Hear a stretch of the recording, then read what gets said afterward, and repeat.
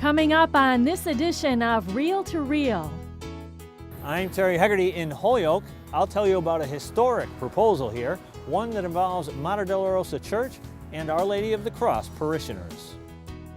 Dan Dumas takes a look at what's happening in and around the Diocese of Springfield. And a young author shares her quest to put faith into action. These stories and more are just ahead on this edition of Reel to Reel. From throughout Western New England and beyond, this is Reel to Reel, your window on the world around you.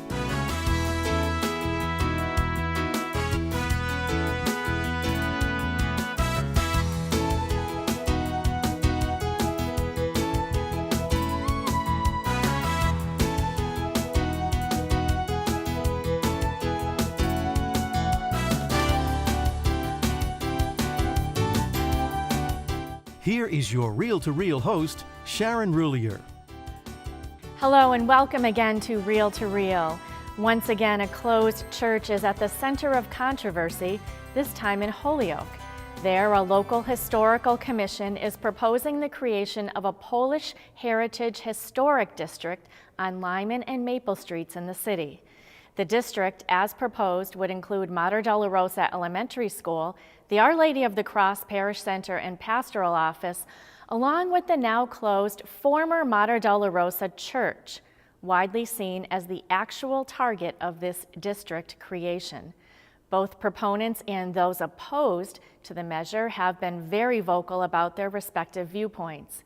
Terry Hegarty has been following the story and tells us now why officials from the Diocese of Springfield and Our Lady of the Cross Parish are opposed to the measure. Approximately 275 people gathered in the Holyoke Senior Center March 20th for a public hearing on the establishment of a Polish Heritage Local Historic District in the Maple and Lyman Streets neighborhood of Holyoke. The Fairfield Avenue Local Historic District Commission, which formulated the plan, hosted the hearing. While the district includes 28 properties and involves more than a dozen property owners, nearly all of the remarks from the 30 people who spoke focused on the now closed Mater Dolorosa Church on Maple Street. The district would include the church as well as Mater Dolorosa School, the adjacent Pope John Paul II Center, and the former convent. Jean Dietrich says that Our Lady of the Cross Parish, which was formed when Mater Dolorosa Parish and Holy Cross Parish merged in 2011, has already been struggling financially, and that they simply cannot afford the burdens that would accompany the historic district designation. The extra finances that would come into this because of having to have everything historical, we would be struggling. We would be very, very much in trouble. Just last fall, parishioners were asked to increase their weekly contributions. Properties in a historic district are inherently more expensive to maintain and even more difficult to sell, because potential buyers know that they'll be subject to strict preservation regulations. Any exterior changes to the building must meet the approval of the Historical Commission. And such changes often are more expensive because the appearance must be kept historically accurate. If the church were to be sold, the proceeds from the sale would remain with Our Lady of the Cross Parish. Doug Locree is the father of 4, 3 of whom are enrolled at Mater Dolorosa School. He says the finances of the parish directly affect the health of the school and impact the tuition levels that parents must meet. The school board here has done a fine job in conjunction with the finance team of the parish to try and balance those out and keep the tuition increases lower, also implementing financial plans for it. But clearly, those kinds of funds are going to be reduced if they're necessary for the upkeep, maintenance, and security of the former church. Proponents of the measure feel that having the church in a historic district will protect it somehow. Many apparently believe that the diocese is interested in demolishing the church. Much of this has been drawn about a baseless fear, and that is that the church is imminently in danger of being demolished. That simply isn't true. The parish nor the diocese has ever even discussed that. If you look at the diocesan record, the vast number of the buildings that become available through pastoral planning have been put into good reuse as buildings, intact buildings themselves. So they've scared a lot of people in thinking, you know, the wrecking ball is right around the corner, and that, again, is simply not true. We have no intention, that would be our last thought, would be to take down that beautiful church. However, even if the church becomes part of the historical district, it will not reopen for religious services. Mark says the diocese has a history of working well with communities regarding similar properties. I think people need only look at our track record. We have the vast majority of these buildings have been put to reuse, and a number of them through cooperative relationships with local officials. None of them through the sort of the heavy hand of a historic district. An example of how a historic designation can hinder progress is the now closed Our Lady of Hope Church in Springfield. Diocesan officials say that since the designation, there has been no interest from others concerning the redevelopment of the building. Nearly all of the proponents of the measure spoke of the need for the Polish heritage to be preserved. But those opposed to the measure say that the Polish heritage is continuing, both at the parish and at the school. I'm, for one, very, very happy with the Franciscans here. I'm very happy with the parish. It's evolving. I think we're stabilizing. I'm excited about the Polish history because that's part of my history. Each Sunday, a Mass is celebrated in the Polish language, and many other traditions are continuing at the merged parish. I feel for them. I understand where they're coming from. I understand the sadness of losing their church, but it's happening all over the country. It's happening. You just cannot keep that many churches afloat. So they have to kind of go where God is, not where the bricks and mortar are. Jean says keeping a healthy parish should be the top priority. We're afraid for our parish now. We don't want to lose Our Lady of the Cross. The disposition of the Lyman and Maple Street area buildings will ultimately be determined in this building, Holyoke City Hall, where Holyoke City councilors will have the final vote on the proposal. Reporting from Holyoke for Reel to Reel, this is Terry Hegarty. Terry tells us that Fairfield Avenue Historical Commission officials plan to present their report to the Holyoke City Council sometime in May. Both iObserve and Reel to Reel will continue to provide you reports on this story as it unfolds. And still to come on Reel to Reel, Mercy in the City. A young author discusses her quest to put faith into action. And the Sisters of St. Joseph will be bringing this well-known witty Jesuit to Holyoke. These stories and more are still to come on this edition of Reel to Reel. Amazing grace, how sweet. The Chalice of Salvation, your weekly spiritual connection. I'm Passionist Brother Terrence Scanlon, your Chalice host, inviting you to take time out and worship with us on Sunday morning. This week, we welcome Father Gary Daly, Director of the Catholic Newman Center at UMass Amherst, as our Mass presider. The Chalice of Salvation, Sunday morning at 10, right here on 22 News. The annual Catholic Appeal, continuing the tradition of neighbor helping neighbor, responding to Pope Francis's call to serve with love, serving our brothers and sisters throughout life's journey, caring for the less fortunate, walking with those in need. Make your donation of time, talent, or treasure online at diospringfield.org and help us to help our neighbors in need. Support the annual Catholic Appeal.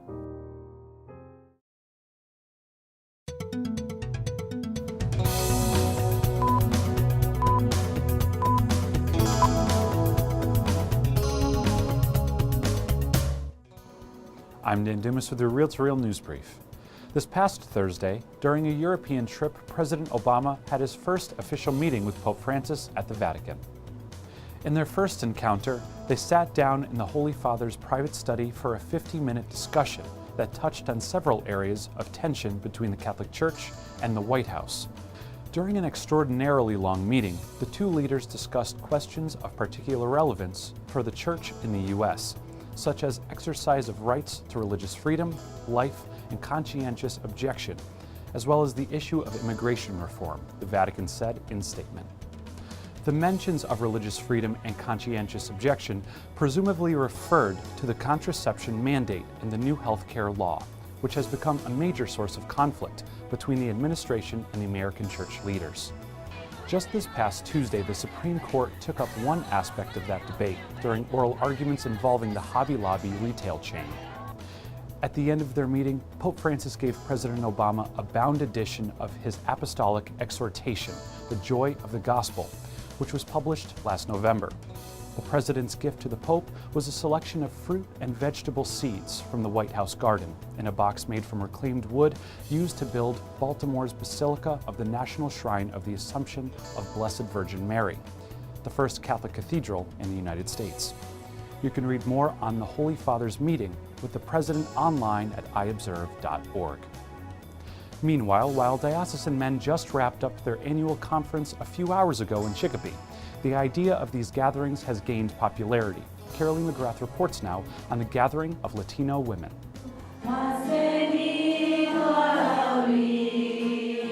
God's presence was overwhelming on this particular Saturday morning at Alumni Library at Our Lady of the Alms College in Chicopee. About 75 women raised their voices and hands to heaven as they praised God at the second annual Latino Catholic Women's Conference. This year's theme was Passing the Torch of Faith. Alina San Miguel from St. Anthony Parish in Chicopee spoke on the importance of women in the church. We go through a lot of trials and a lot of issues in our lives, and sometimes we think that we have nothing to bring out. But as women of faith, I think we do. I think we have a lot to put out to help and encourage other women that Jesus is there, that His strength is with us, not to give up, that we're not alone, even if the struggles are hard, and that just like He taught us to bear the cross, look at Him, and and He'll help us with it. San Miguel is a mother of 3 boys. Her husband, Lino San Miguel, has been accepted into the diaconate program for the Diocese of Springfield. She says both she and her husband cling to their faith when navigating the many difficult trials of raising children in a world that often rejects the church teachings. We have a spiritual warfare and that we're fighting constantly.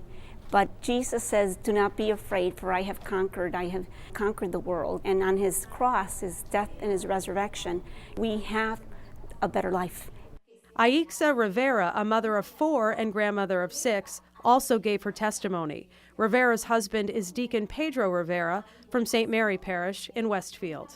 We have to give testimony every single time where we are, no matter where we are, in our work, in the house, around our friends. We have to bring God to every person. The Missionary Sisters of Perpetual Help also attended the conference. The sisters work closely with the New Women's Center, a crisis pregnancy center in Springfield's North End. We also are participating in pro-life programs. We are also praying and distributing material.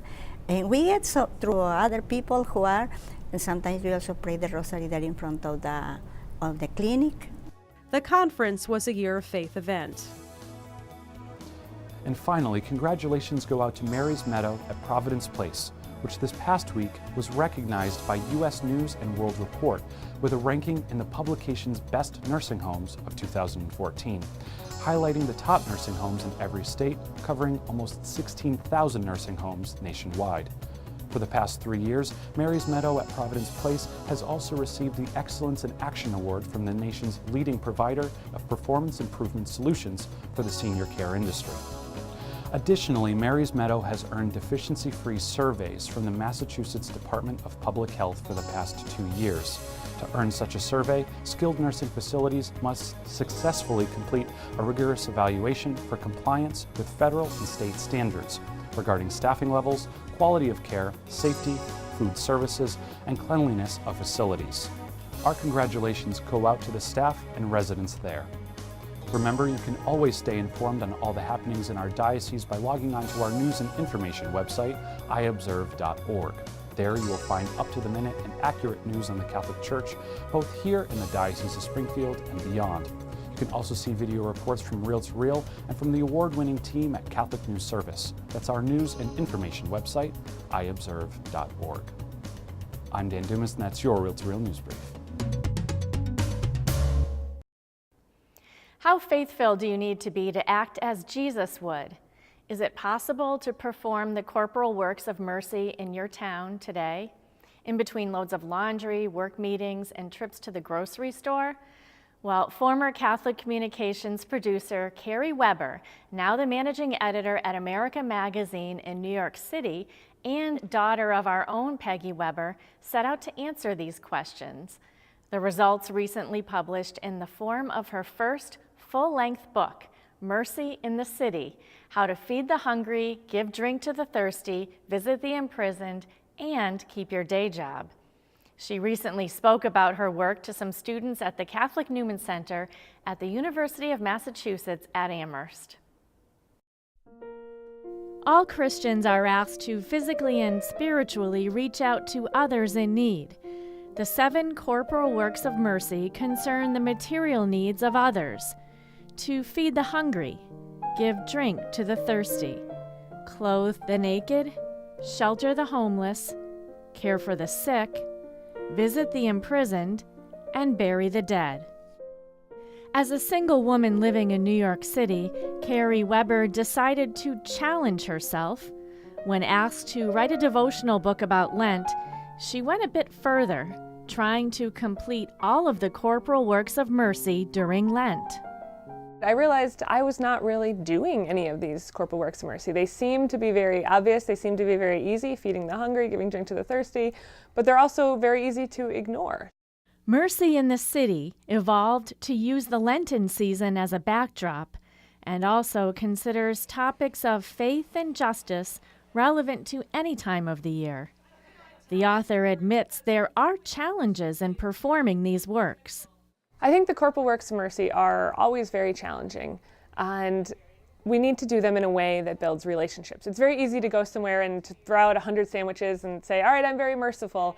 But if you do it and you don't look at the person in the eye, if you don't see Christ in that person, if you don't try to sort of be present to someone, it's not actually being particularly merciful. So we need to try to incorporate the actions with a kind of mindset that enables us to see Christ in others. Weber is a graduate of Cathedral High School in Springfield and Providence College.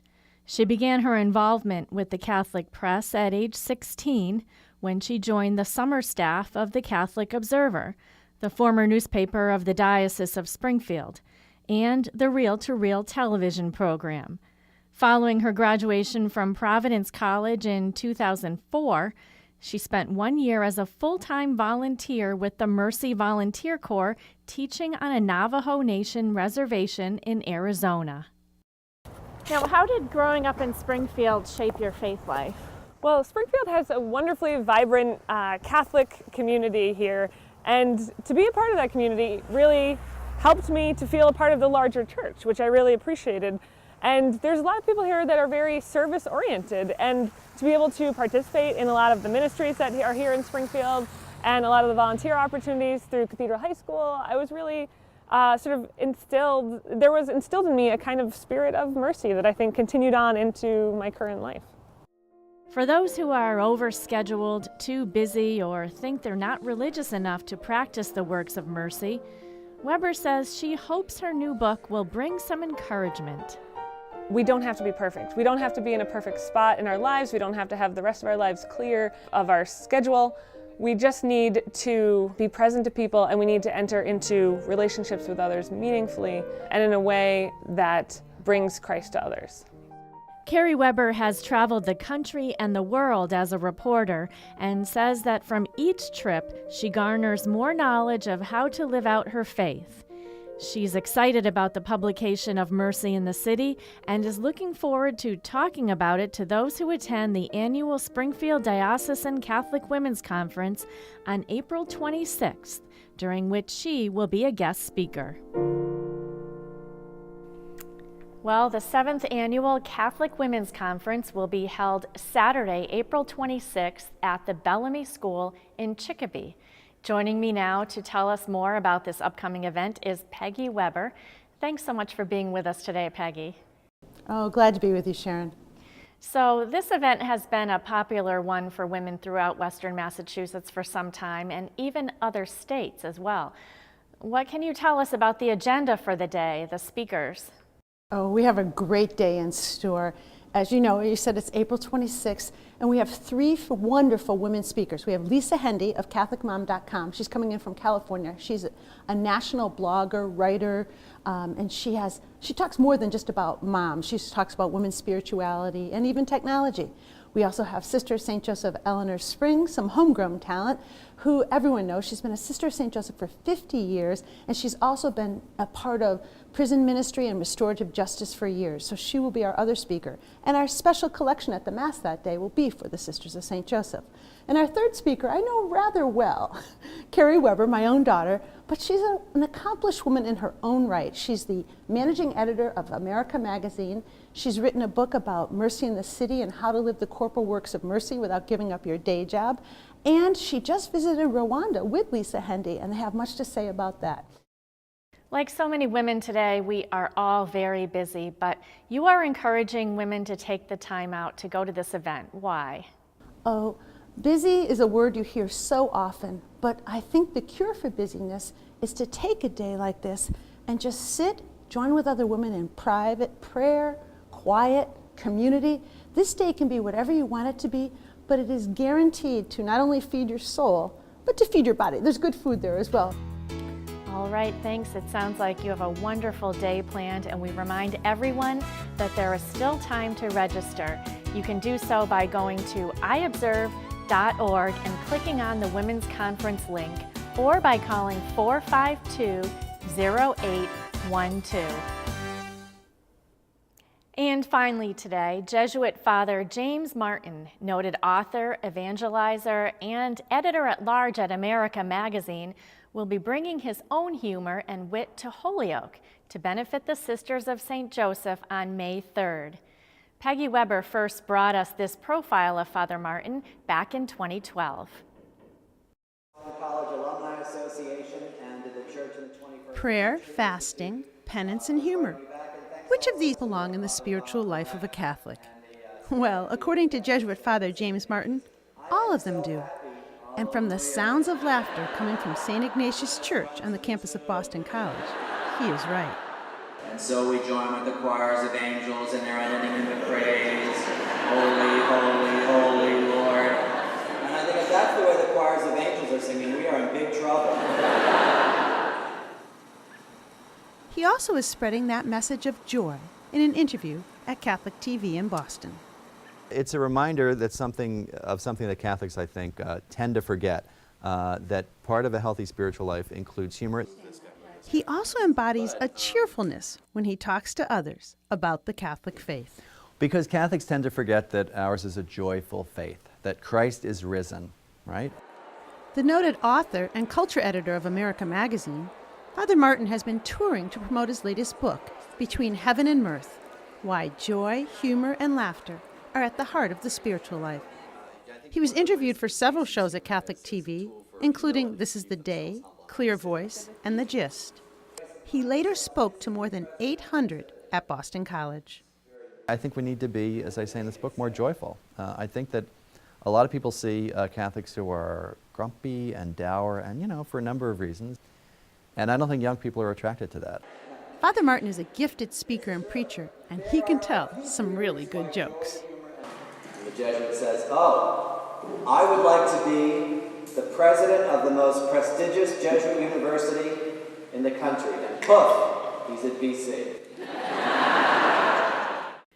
He is a media presence in America Magazine, but he also has written articles for the Huffington Post, the Washington Post, and the New York Times.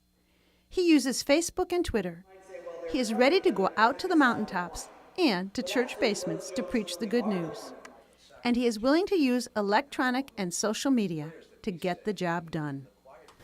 So, Father, this is a television studio, but you're not a tad uncomfortable here, are you? No, not these days. I've had, I guess, a lot of practice. Mm-hmm. Yeah, it's a Colbert Report, America, you do the videos, and Facebook. And Tell us why you think it's important to be out in the media like this. Because that's where the people are. I would say that Jesus did not, sit around in his house waiting for people to come to him. Sometimes they did, but he went out and he spoke to them in media that they could understand. Father Martin has been praised for his likable and easy-to-understand style. But make no mistake, he has a Jesuit education, and there is a lot of substance to his work.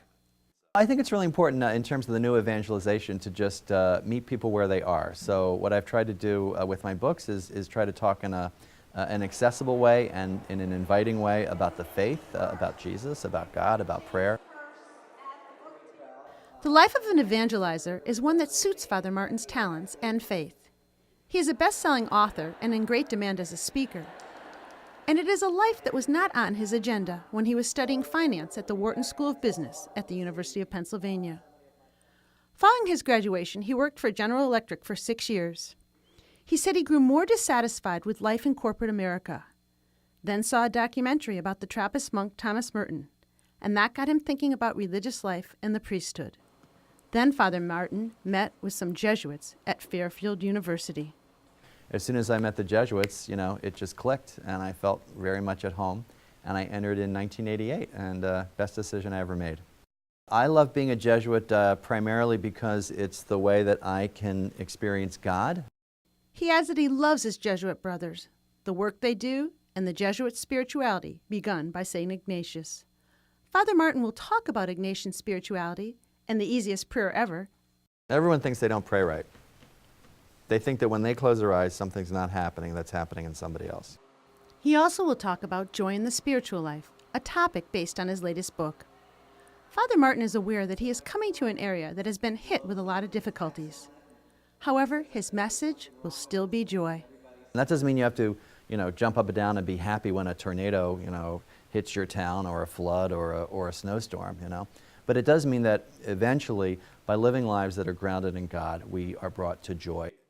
Although Father Martin is realistic about the many problems confronting the church and the world, he says he is hopeful and joy-filled.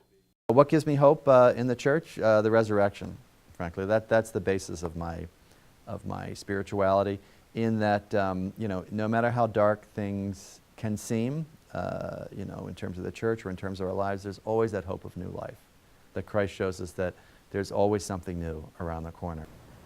Father James Martin brings an entertaining style to his work. He has even written a book entitled Between Heaven and Mirth. But he is very serious about wanting to spread the faith. Father Martin walks the walk and talks the talk about joy in the spiritual life. He is sure to bring smiles and inspiration to the Diocese of Springfield. For Real to Real, I'm Peggy Weber. Again, Father Martin's talk at Mount Marie in Holyoke will be held at 2 p.m. on May 3rd. It's free and open to the public, but registration is requested by April 25th. To register, you can email pam@ssjspringfield.com or call 413-536-0853, extension 244. And finally, if you haven't done so already, remember to make your donation to the annual Catholic Appeal. This television program benefits from contributions to the annual fund drive, along with 40 other agencies and services helping the young and old alike. Answer Pope Francis's call to service by being a neighbor, helping your neighbors in need. And you can make that donation of time, talent, and treasure online through a link on our website, iobserve.org. Finally, before we close today, happy anniversary. Best wishes to Bishop Timothy McDonald, who this Tuesday will mark his 10th anniversary as Bishop of Springfield. We will have an exclusive interview with him next week here on Real to Real, your window on the world around you. Have a great week. Real to Real is a production of the Catholic Communications Corporation, funded in part by the annual Catholic Appeal, and the support of you, our faithful viewers.